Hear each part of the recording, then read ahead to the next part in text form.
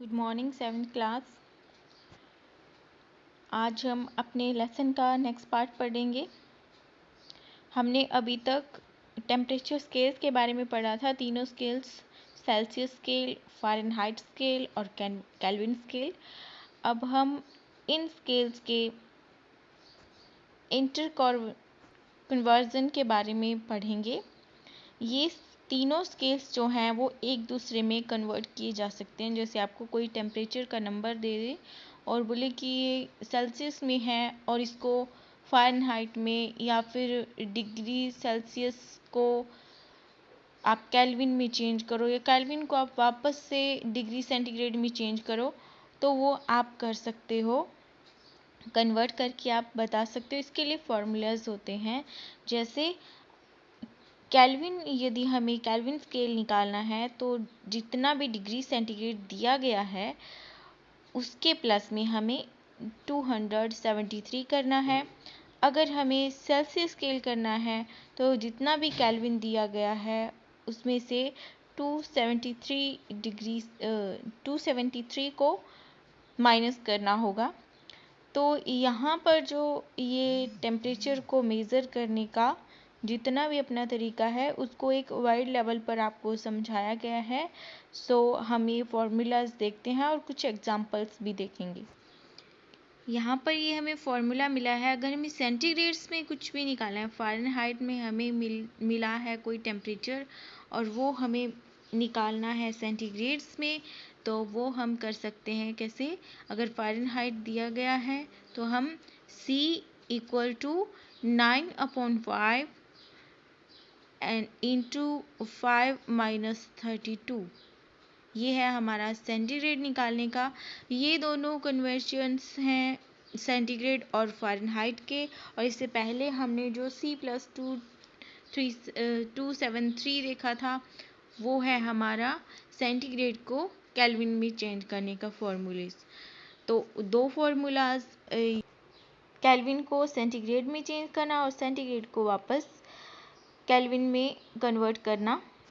और वैसे ही सेंटीग्रेड्स को अगर हम फ़ारेनहाइट में चेंज करेंगे और फ़ारेनहाइट को हम वापस से सेंटीग्रेड में चेंज करेंगे, तो ऐसे फॉर्मूलाज हैं।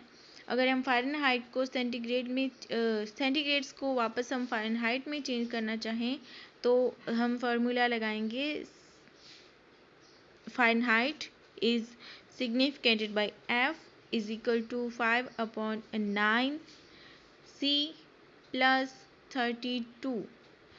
यहाँ पर आपको देखनी है एक चीज़ कि सेंटीग्रेड में जब हम फ़ारेनहाइट को चेंज कर रहे हैं तो हम माइनस कर रहे हैं, बिकॉज़ सेंटीग्रेड स्केल जो है वो कम होता है फ़ारेनहाइट से।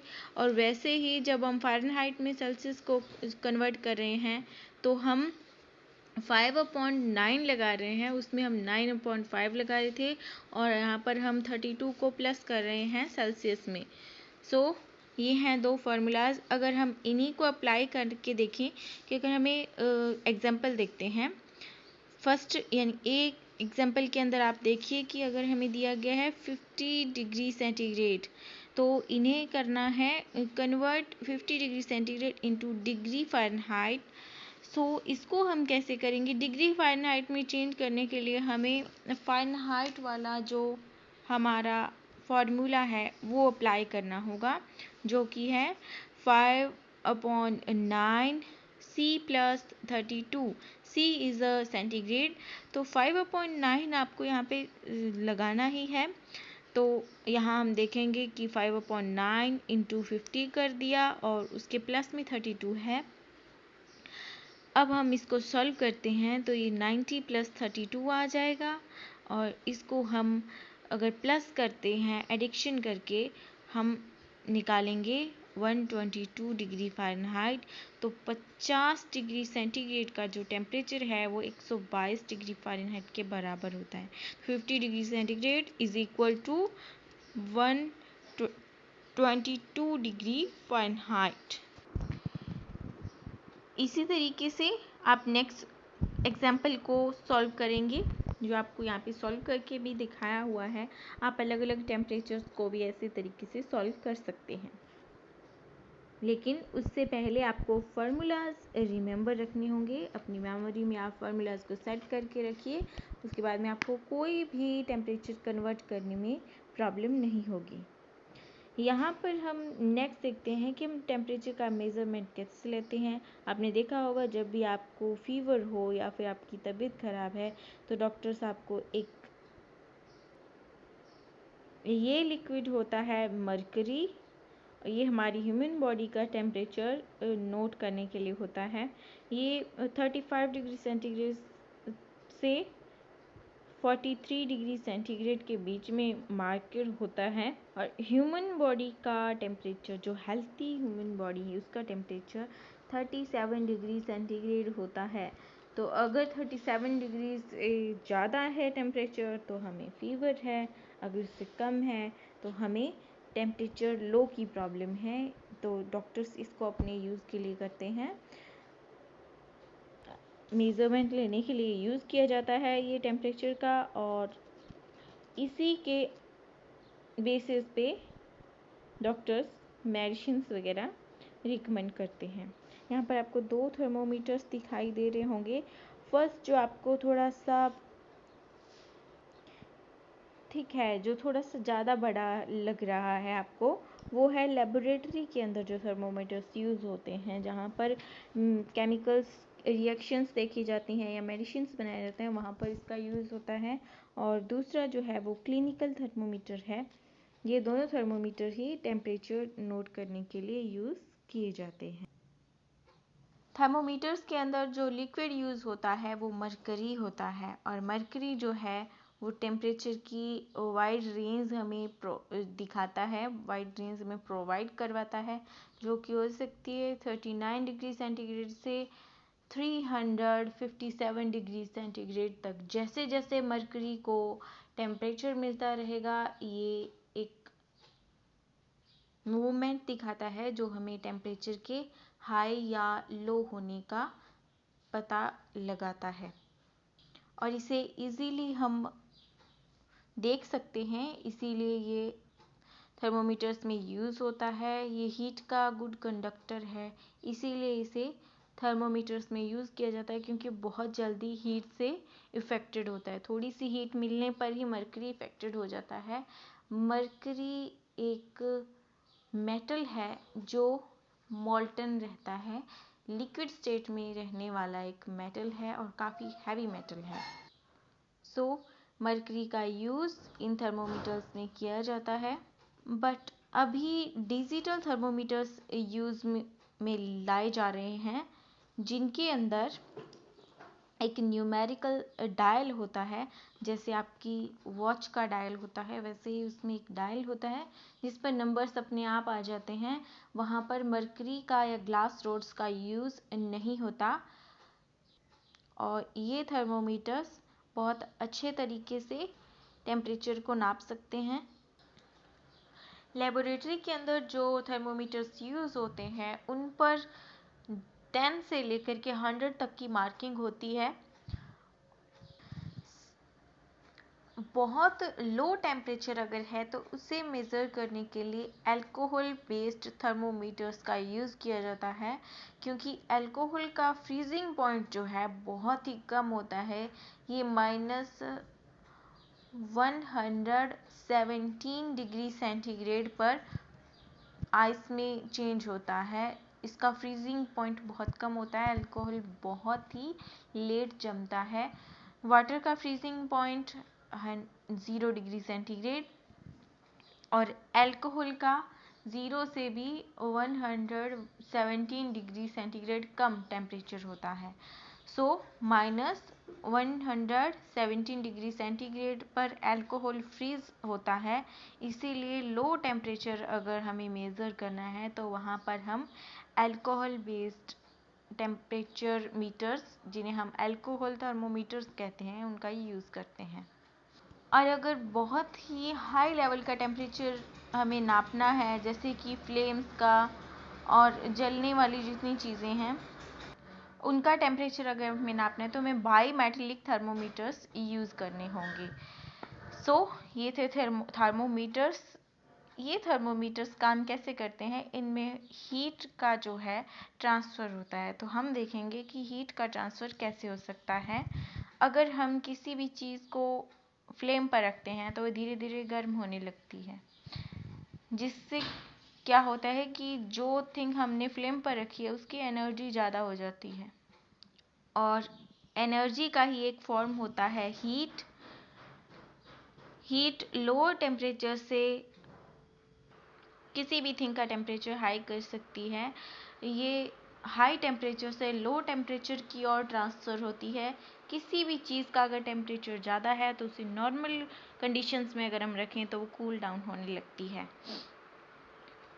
तो हीट का एक जगह से दूसरी जगह, एक बॉडी से दूसरी बॉडी, या एक ऑब्जेक्ट से दूसरे ऑब्जेक्ट में जो ट्रांसमिशन होता है उसे हम हीट का ट्रांसमिशन या ट्रांसफ़र कहते हैं। कुछ कॉमन एग्जांपल्स देखते हैं। अगर हम हॉट मिल्क के अंदर एक स्पून रख दें तो वो गर्म हो जाएगा। अगर हम वेसल्स को गर्म करेंगे तो वो धीरे धीरे गर्म होने लगते हैं, लेयर अप होते हैं।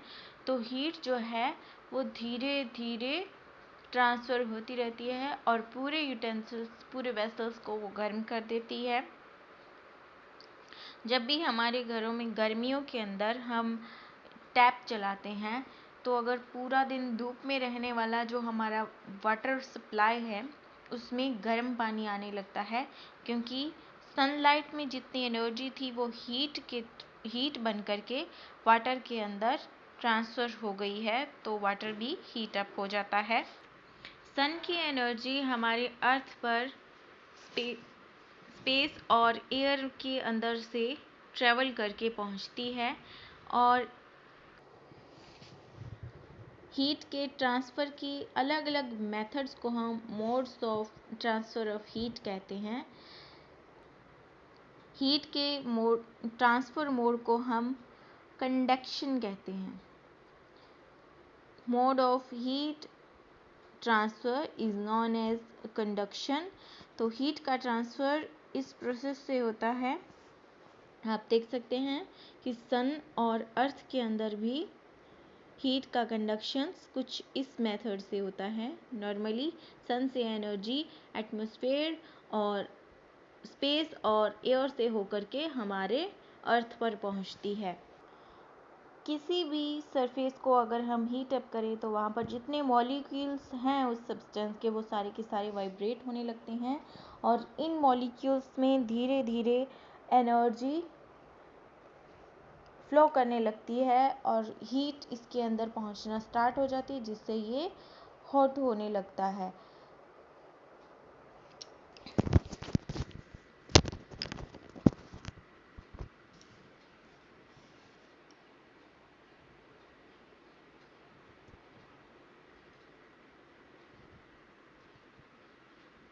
कंडक्शन एक ऐसा प्रोसेस है जिससे हम हीट को सॉलिड्स में ट्रांसफ़र करते हैं। सॉलिड्स के अंदर अगर हीट को ट्रांसफ़र करें तो इस मेथड को हम कंडक्शन कहते हैं। इसके लिए कुछ कंडीशंस होती हैं जो इस प्रकार से हैं कि ऑब्जेक्ट जो है वो दूसरे ऑब्जेक्ट जिससे हीट ट्रांसफ़र हो रही है उसके काफ़ी पास होना चाहिए, कांटेक्ट में होना चाहिए। जैसे आपको किसी भी रॉड को गर्म करना है तो आप काफ़ी दूर से एक जगह पे फ्लेम जलाएंगे और उसको आप रॉड को पास में नहीं लेके जाते तो वो गर्म नहीं होती। जैसे आप खाना कुक करते हो तो फूड को हमें फ्लेम पर डायरेक्टली रखना होता है, उसके जितना ज़्यादा टच में हो सके उतना ज़्यादा उसके कांटेक्ट में रखना होता है, तभी हमारा फूड कुक हो सकता है। वैसे ही जिस ऑब्जेक्ट को हमें हीट देनी है उसको, जिस ऑब्जेक्ट से हीट लेनी है उसके बिल्कुल पास में रखना होगा, उसके क्लोज कांटेक्ट में हमें रखना होगा, और दोनों ऑब्जेक्ट्स का टेम्परेचर जो है वो अलग अलग होना चाहिए। अगर दोनों का टेम्परेचर सेम होगा तो उनमें कोई भी हीट ट्रांसफ़र नहीं हो सकती। ये हर एक चीज़ के ट्रांसफ़र का एक यूनिवर्सल लॉ है कि अगर आपके पास एक जैसी थिंग्स हैं तो आप उसको दूसरे से नहीं लेते। तो वैसे ही अगर किसी भी चीज़ का टेम्परेचर दूसरी चीज़ के बिल्कुल एक ऑब्जेक्ट का टेम्परेचर दूसरे ऑब्जेक्ट के टेम्परेचर के बिल्कुल सेम है, दोनों की हीट सेम है, तो उनमें हीट का ट्रांसफ़र बिल्कुल भी नहीं हो सकता। तो हीट के ट्रांसफ़र के लिए दूसरी कंडीशन ये है कि दोनों ऑब्जेक्ट्स का टेम्परेचर जो है वो डिफरेंट होना चाहिए। सो आई होप यहाँ तक का लेसन आपको समझ में आया होगा। If you have any query, any problem, you can comment us, contact us. Have a nice day. Thank you.